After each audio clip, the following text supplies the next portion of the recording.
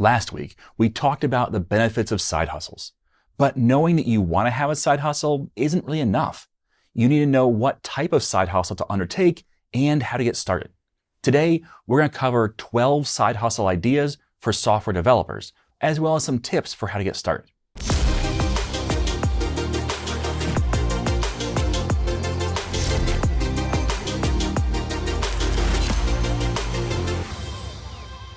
Software development is more than just writing code.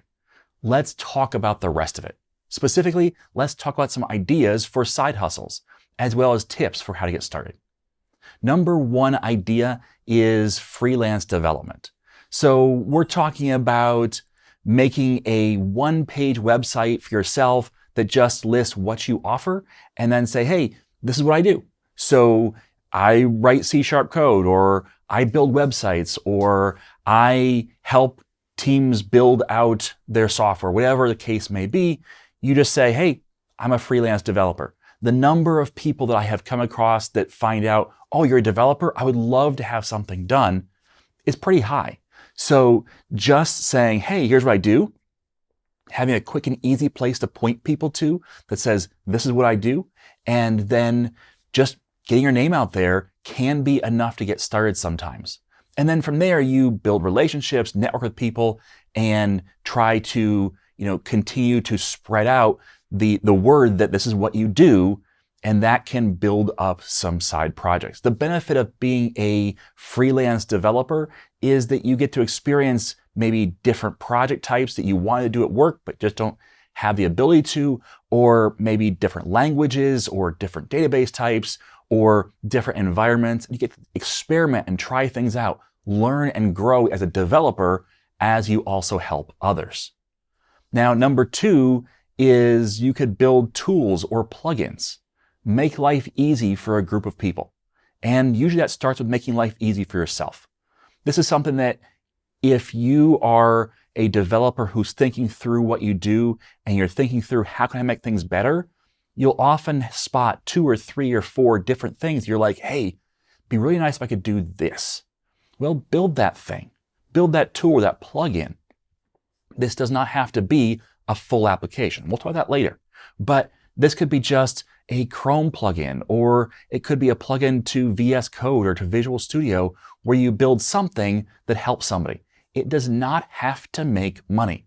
And you think, well, wait, a side hustle needs to make money, right? It doesn't have to.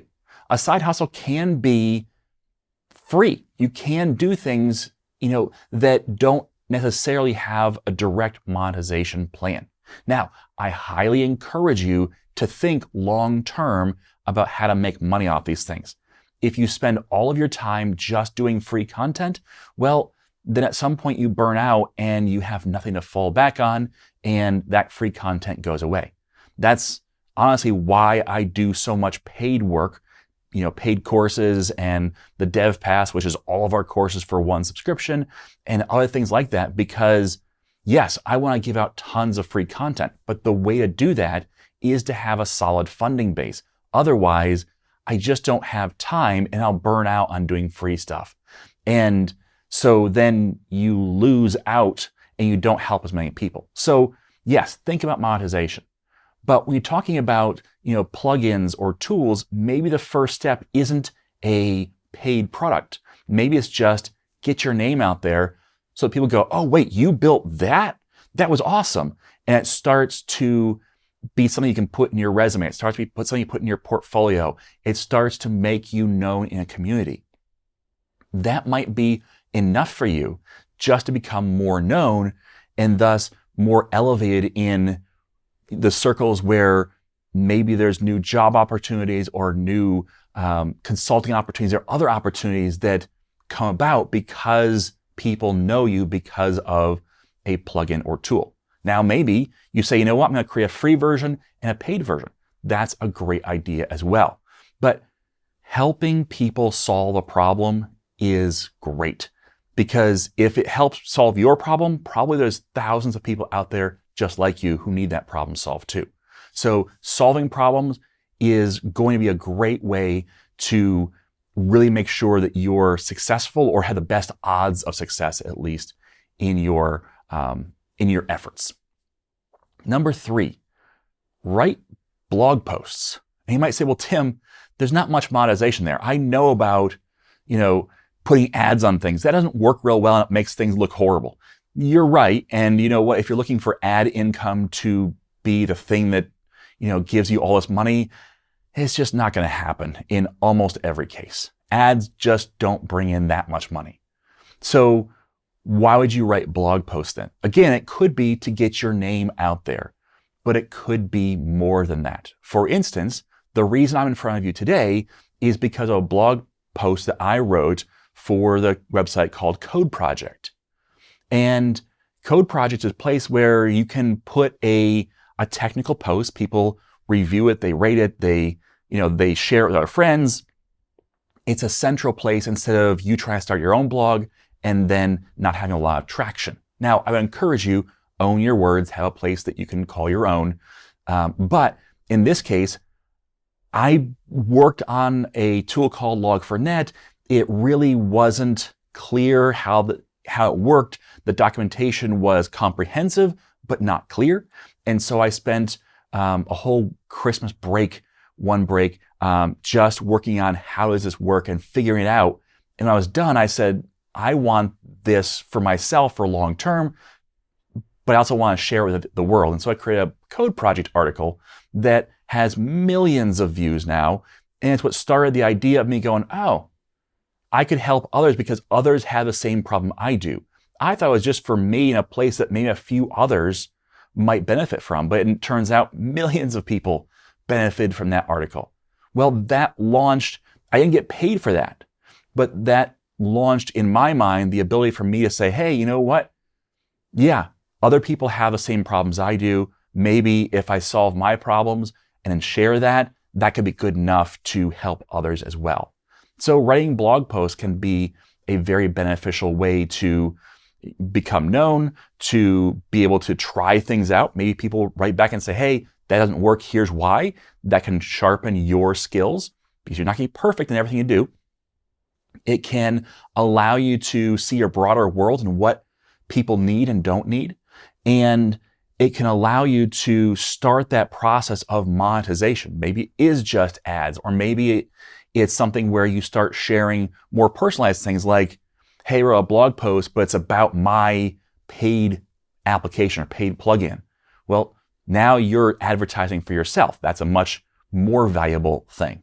So that's number 3. Number 4, participate in competitions. There are competitions out there. There's ebbs and flows of this, but where there might be a hackathon, or there might be a sponsored competition through something like Code Project or others, where they say, hey, we're going to do this, and you participate. And yes, that seems like it's not that big, but I tell you what, it can be huge. For example, I started to become more and more prolific on Code Project. And so Code Project would have these competitions, usually sponsored by Intel or others, where they say, hey, we want you to build out this or build out that. And then we'll rank and review the different participants' submissions. And so through that, I was able to get a free tablet, a free all-in-one computer, and a trip to Spain to present at Mobile World Congress, among other things. I also got $7,000-8,000 in prize money from different competition, just from participating.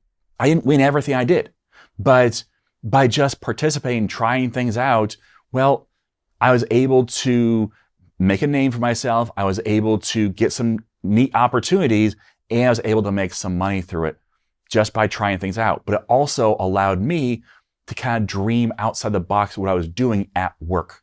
So I tried things out and went, hey, you know what? I'm not doing this at work, but I could, submit this entry for a competition and see how it went. And so I did that a number of times and was able to have some really good success in doing so. So participate in competitions, hackathons, or others. Number 5, contribute to open source. So this doesn't seem like a side hustle. Again, when you think about side hustles, often you associate money with side hustle, but it doesn't have to be.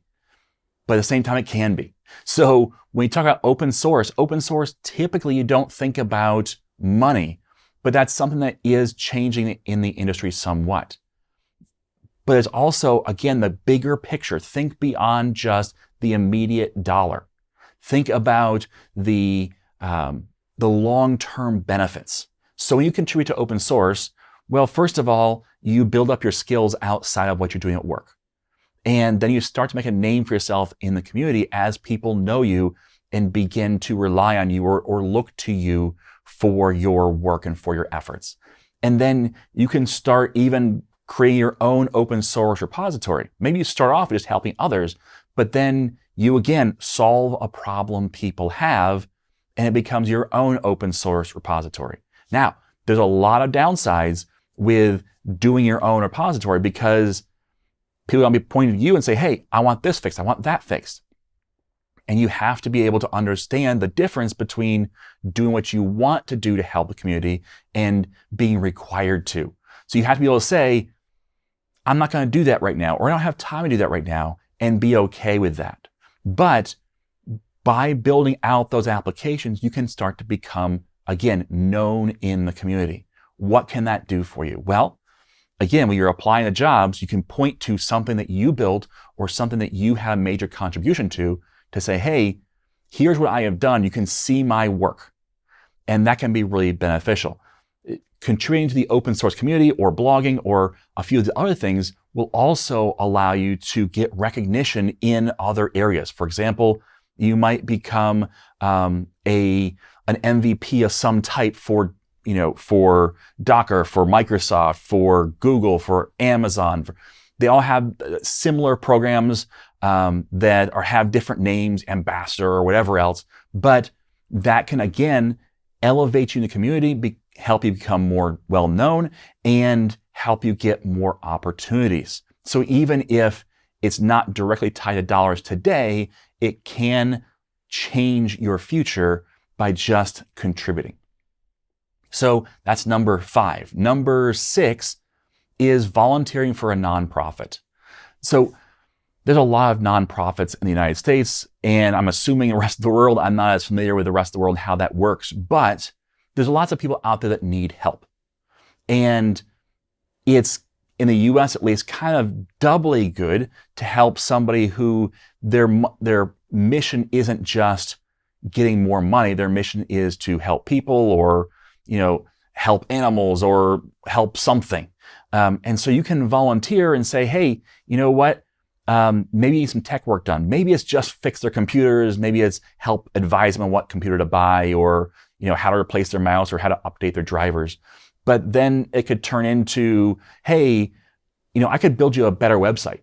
Or, hey, you know what? I see you do all this data entry and swapping between Excel and these other applications. What if I created an interface for you that was a little cleaner that would help you do your job better? And all of a sudden you have built an application that maybe, again, you don't make money off of, but that you could have a positive impact in your community, whether it's your library, your animal shelter, or whatever else you're volunteering at.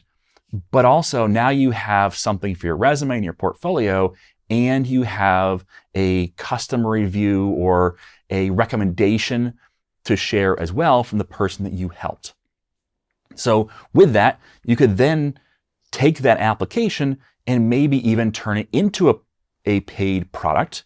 Maybe have it be a cheap paid product since it's for nonprofits potentially. But where you could say, hey, you know what? I can't beat every animal shelter helping out, but I built this thing for this animal shelter. Maybe it will help your animal shelter too. And I'll sell it to you for $50. And all of a sudden you have something that you could distribute and make an income off of as well. So that's number 6, volunteering at nonprofit organizations. Number 7 is build a full software solution. So this is where if you decide, you know what, I'm not going to build just a plugin or a tool, I'm going to build a full application to help somebody out. So this is an app that fills a need. My encouragement here would be to target a niche industry. Don't just target everybody everywhere, because probably there's a lot of different apps that solve those problems.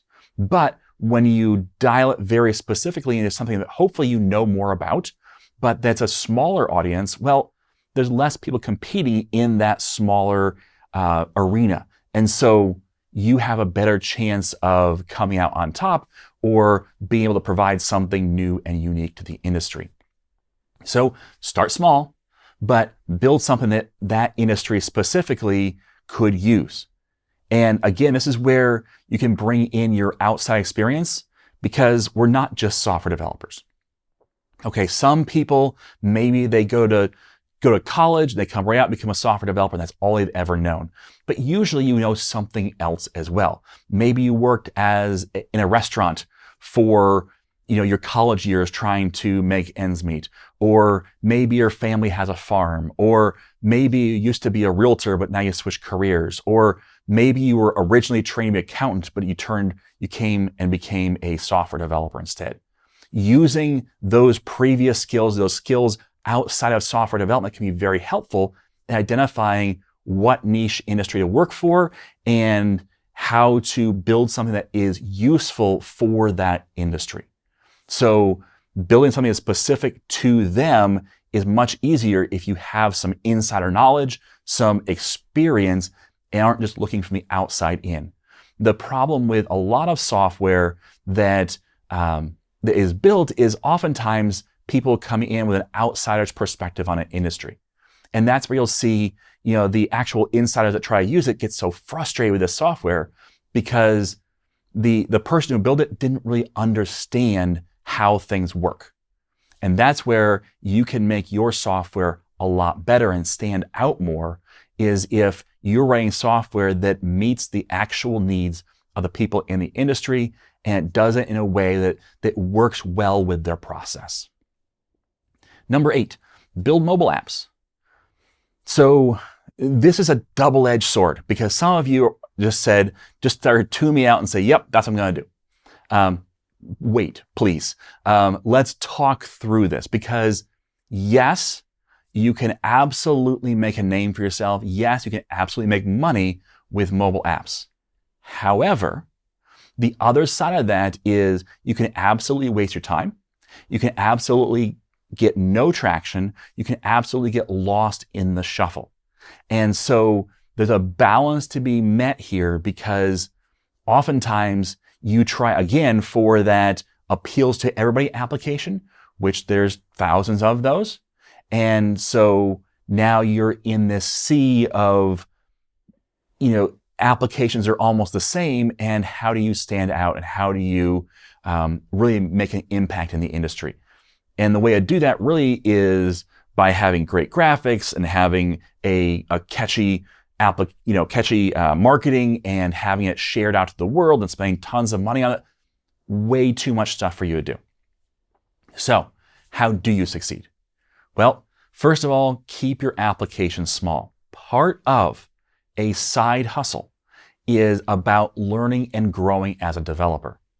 So if you try and build one massive application that takes you months and months and months and months, you're not going to learn as much as if you built 10 applications that were tiny.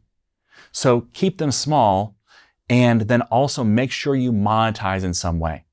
And you have to learn what the industry is working with for monetization. For example, paying for apps isn't really a huge thing anymore. Now, it never really was, but people really hesitate to spend even $1 on an application. However, in-app purchases are pretty high.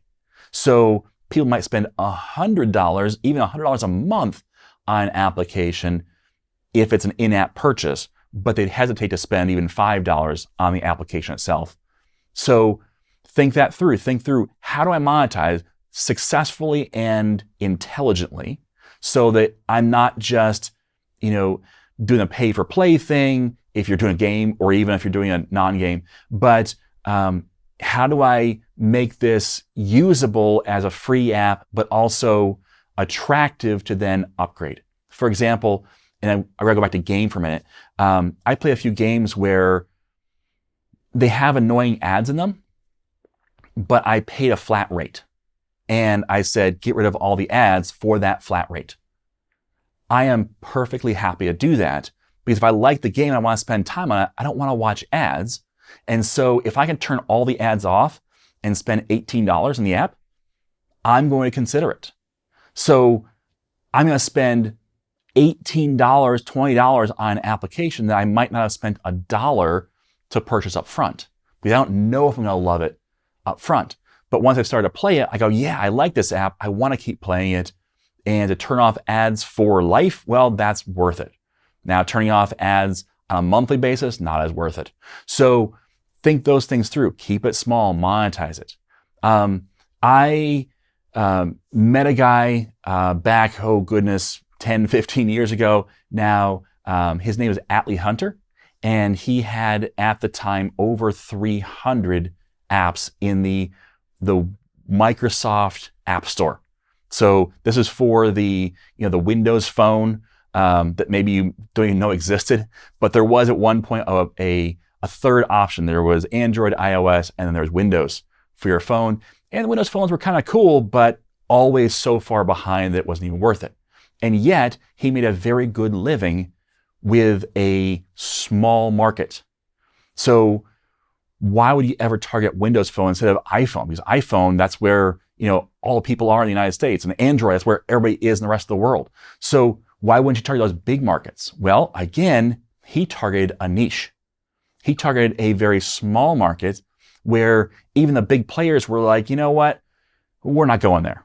We're barely going to go there. And so he had the opportunity to step into a market where there wasn't a lot of competition. Now he built, like I said, over 300 applications. Well, how would you ever do that? Well, he got to the point where he could turn around an app in a day or two, where he had an idea, he'd implement it within a day or two. How does he do that? Well, he built out reusable libraries. And so he would have a spreadsheet that has all the different things an app might need. For example, access to the GPS, access to the storage, access to authentication, and so on down a list. And then when he had an idea, he would put it in that spreadsheet and check off what are the things that I would need for this application? What are the features? And then as he would build out apps, he'd say, okay, well, I only have navigation and storage right now. That's all I've built the code for. So what applications only need those two things? And then he would build those applications using the reusable libraries where he's just calling the code that he's written over and over and over again.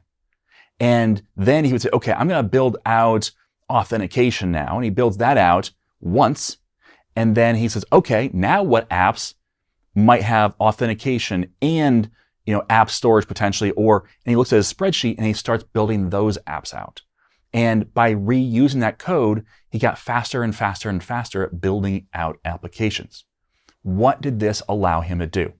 Well, it allowed him to test the market. Were all of his apps winners? Absolutely not. In fact, most of his apps weren't winners. However, what he found was some apps that he thought would be winners weren't. In fact, the apps that he spent the most time on and put the most effort into didn't end up succeeding as well as he thought they would. And yet the apps that he spent very little time on had wild success to the point where they were his top income earners. So what that shows for us is a couple of things. One is that code reuse is huge. And if you think about it, you can use this time of side hustle to build out a code library for yourself. If you are disciplined about it, you can build this library for yourself that can be really helpful for making yourself faster and faster and faster.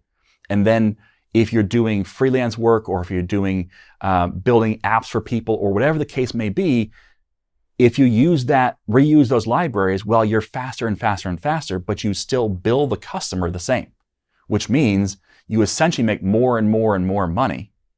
For the customer gets the same output every time and the customer is happy, but yet you're doing less and less work and still getting that same money.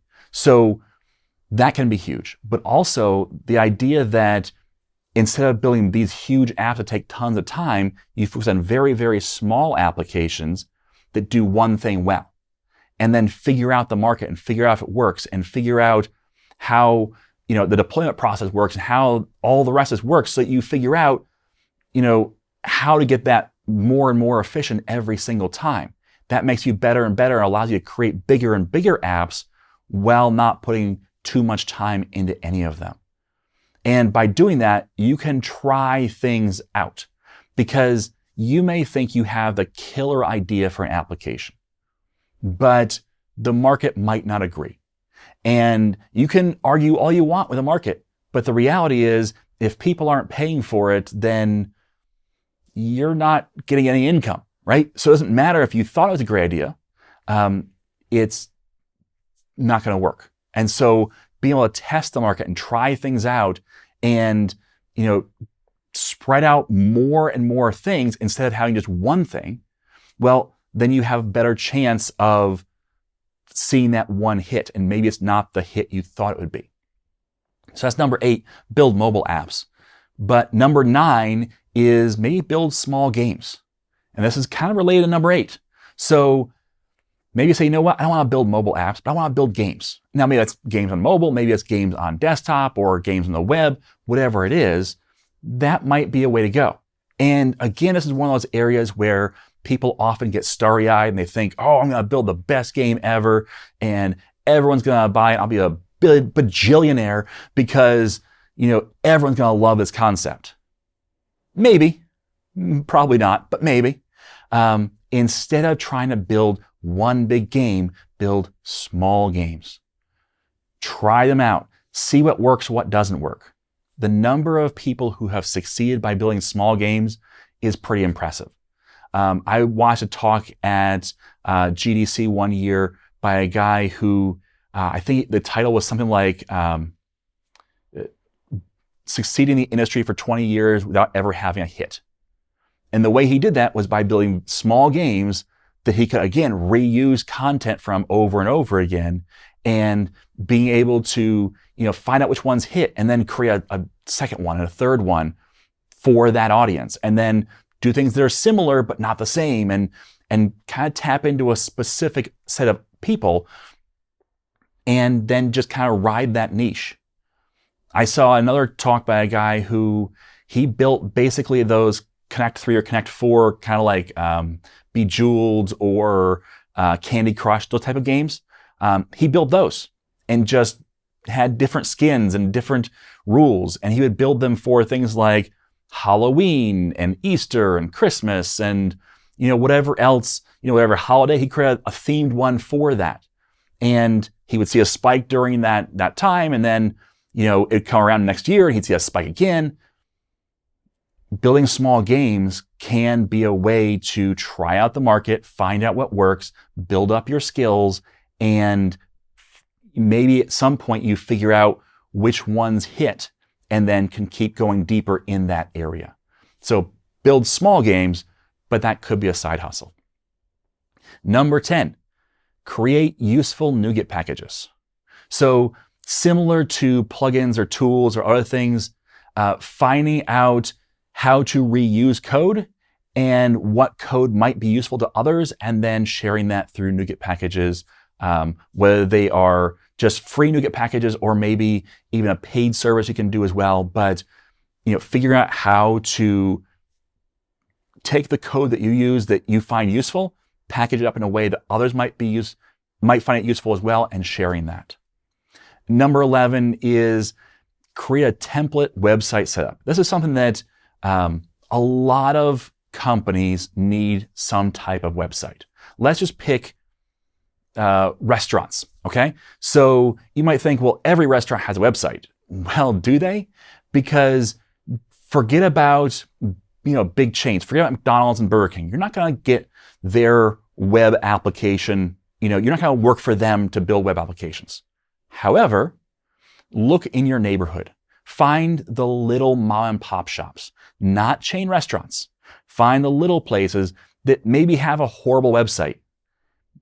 Create a template website for a restaurant where you can change out, the name of the restaurant, the images, but really what's the restaurant need? Well, it needs to show off what the restaurant is, what the hours are, what the menu is, and maybe a place for linking to, to buy online or, ordering delivery.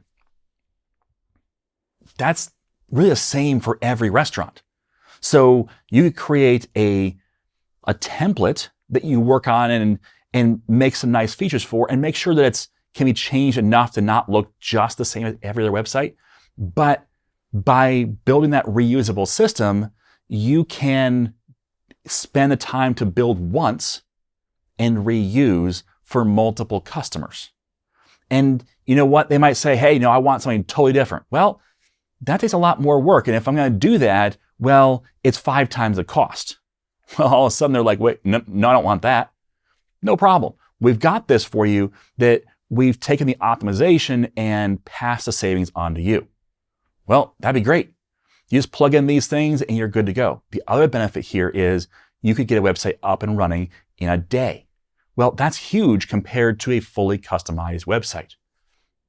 So by doing something like this, you can, spend the time once. This is what developers need to think about all the time. How do I optimize my time? Which we've seen with tools, we've seen with Nuget packages, we've seen with mobile apps and games and all these other things where we're reusing, which helps us speed up. So in this case, you're reusing a template, not just something you copied from the web, something you customized, but you reuse that and help out clients who wouldn't otherwise have a great website. And yes, you should make it great, but at the same time, it's okay not to be perfect. You don't want to spend thousands of dollars for a restaurant that's making a 1% profit margin. They're just not going to be able to afford it. But if you can come in and say, hey, I can make it better for you, and then you do that at one restaurant, you do it for the next restaurant and the next restaurant, in your area, you might have 5, 10, 15 restaurants that might take your website and use it. Well, all of a sudden, you have 10, 15 clients where updates or whether support or helping them renew their domain names, all that kind of stuff can be under your umbrella, and you can make a little bit of extra money doing so. The cool thing is that if you do it right, you could probably even host it on something like Azure Static Web Apps, where they're basically free. So you don't have to pay for hosting, and yet you could have some level of fee that you charge them, not too much, but something that you could charge them for hosting because it's your hosting provider, and you have to think about the maintenance of it and that kind of thing. So that could be another option. Number 12 is consultation. Now, I left this for last because this is something you should only do once you're at a level where you are confident in your skills and that you have a senior level, a high technical level of experience in order to pass that on to other companies. This is not something you do in your first 5 years as a developer, because consultation is where you are trying to pass on best practices and helping companies be more efficient and helping them build out their processes to be better. And if you've only ever seen 1 or 2 ways of doing things, you're not going to be a great consultant. So you've got to do a lot more work and do the other 11 things, do a lot of those, and make sure you have broad experience before you just start going in and telling others what to do. Otherwise, what happens is they'll follow your advice and potentially fail. And if they fail, that kind of falls back on you because they followed your advice. And so you gotta be very careful when you give advice to make sure you give great advice and not shaky advice. Because if you give shaky advice and they make major decisions based upon it, you could negatively impact major companies. You could potentially send a smaller company out of business because of what you say in consulting. So get some experience first. But when you do have that experience, being a consultant can be a great way to have a side hustle. It can be a way that you can help guide companies to have better outcomes, to be more efficient, to have their employees like them better because somebody outside comes in and helps guide them towards what the employees wanted to do in the first place. One of the things I would do as a consultant is I would talk to the team that's working on the product. And usually they had great ideas for what the company should do, but the company didn't want to listen to them because they weren't as trusted. Okay. They've only been working there 2 years. They're not, they don't really know what the company needs. And so if it's a great idea, I would pass it along. And I would say, hey, you know what? I think we should do this.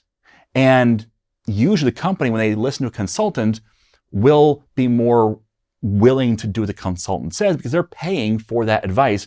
Why would you just ignore it? And so I could help the team get what they need and do things in a more efficient way by just being the outside voice that says the same thing they've been saying. The other way that you can be a consultant and really help the team is by being the bad guy. And I'd often do this for teams where I'd say, hey, you know what? You can make me the bad guy. You can make me be the one that gives the bad news. I can be the one that says, this is not going to work. I can be the one that says, we need more budget. I can be the one that kind of passes on the bad news to the higher ups, because at the end of the day, what's the worst that can happen to me? They can say, we don't want your services anymore. The team has to live there. They have to work day in, day out with management. So if I'm the bad guy, will I shield the team and allow them to work better and more efficiently? So you can do a lot of things as a consultant to help companies grow and flourish, sometimes despite bad management. So that's a really great way to have a side hustle that can then launch you into maybe full-time consulting, or maybe it launches you into working for a certain company full-time. So there's a lot of great ways that becoming a consultant can help you further your career, but at the same time, just be careful you don't leap right to this early on in your career. Give it time. Okay, so there's 12 different ways you could have a side hustle. Not every way necessarily brings in income right away, but at the same time, most of them have a way to bring in income or that have a potential for income. But all of them will help grow your skills, will help expand your skills outside of what you currently have, and will help you make a name for yourself in the community that will allow you to grow in which job you currently hold down, or if you even decide to have a job anymore. So side hustles are a really good thing. They can be. Just be careful not to take them too far, because the other side of a side hustle, we've talked about it before, but is if you just work all the time, well, that's when you get burned out. That's when you hurt your family. That's when you decide that, all there is to life is just working, and that can be a really bad thing. So be careful to hit the balance between not doing anything outside of work and just hoping that things will change without really any reason for them changing. And on the other end, doing so much work that you forget everything else. So hit the balance in the middle. Don't swing the pendulum too far one way or the other. But side hustles can really help launch you in the industry. They've helped me. They've helped others that I've seen do this as well. When you think about people that you know in the software development industry, think about, why do you know them? And almost always it will be because of their side hustle. Very rarely do you just know a person because they work at Amazon. Probably not. It's probably because they built the Nuget package you use all the time, or they built the software that you use, or because they worked at your company as a consultant, or the list goes on. Maybe they spoke at conferences. That can be a side hustle as well. I didn't even mention that, but speaking can be a side hustle. You can go to conferences and be a speaker. So there's lots of different ways that you can become known. Almost none of them have to do with your job, your 40-hour-a-week job. Well, let's be honest here, 50-hour-a-week job. But instead, they often come from side hustles. So if you want to get ahead, if you want to launch yourself forward, a side hustle is the way to go. The thing is, it's not the way to go when it's too late. Meaning, if you just got laid off, it's not a great time for a side hustle. You have to spend a lot of your time focused on getting a job or getting the next job or figuring out what to do to get income. And so it's not a great time to spend your extra time. You don't have any extra time, but spend your extra time to just help out in a way that's a long-term thing. So you want stuff right now. So the best way to benefit your career long term is to start these side hustles when things are going great. If you wait until things are on the edge, it might be too late for a lot of these to help you. So just think that through. Think of your long-term career goals in this industry, not just what you want today. All right, thanks for listening. And as always, I am Tim Corey.